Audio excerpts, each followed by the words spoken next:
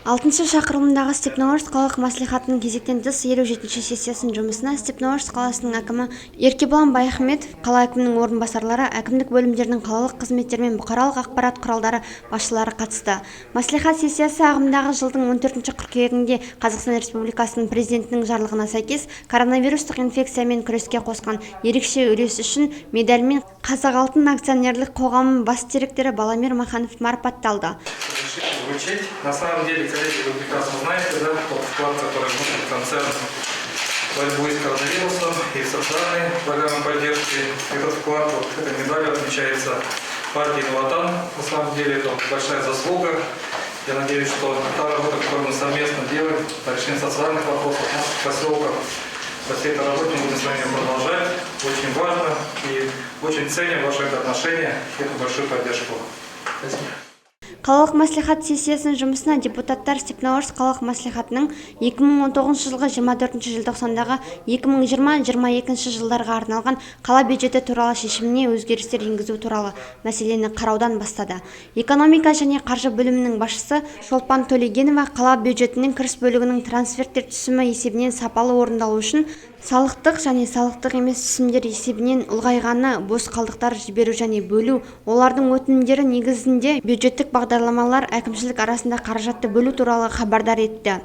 Доходы бюджета города определены в сумме 9 миллиардов 67 миллионов 596 тысяч 500 тенге. Қала бюджетінің кірістері 229 миллион 945 оннан 2000 теңгеге ұлғаюмен 9 миллиард 67 миллион 596 мың 500 теңгеге сомасында айқындалды. Оның ішінде салықтық түсімдер бойынша 66 миллион 226 мың оннан 4000 теңге, салықтық емес түсімдер бойынша 24 миллион 307 мың оннан 1000 теңгеге сомасында қалыптасқан. Негізгі капиталды сатудан түсетін түсімдер 17 миллион 550 мың теңгеге азайды. Сонымен қатар экономика және қаржы бөлімінің басшысы 2020-22 жылдарға арналған кенттердің, ауылдардың және ауылдық округтың бюджеттері туралы ақпарат берді.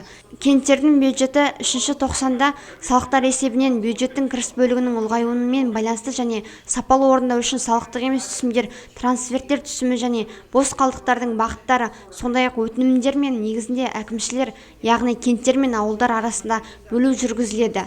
Кенттер мен ауылдық округ бюджетінің кірістері бекітілген бюджетке қарағанда 41 миллион 669 мың оннан 6000 теңгеге аз өсумен 226 миллион 692 мың оннан 7000 теңгеге сомасында айқындалды.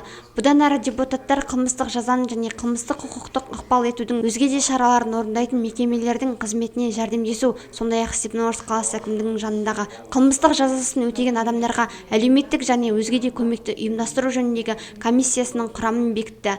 Сондай-ақ қалалық мәслихат депутаттары жер учаскелеріне меншік немесе жер пайдалану құқығын беру жөніндегі комиссиясының құрамы мен және ережелерін және Степногорск қаласы әкімдігінің жанындағы жастар ісі жөніндегі кеңестің құрамын бекітті. Мәслихат сессиясының күн тәртібінде депутаттар мәселелер талқылап бекіткеннен кейін қала әкімі өзекті мәселелер бойынша шешім қабылдауда көрсеткен қолдау үшін алғысын білдірді.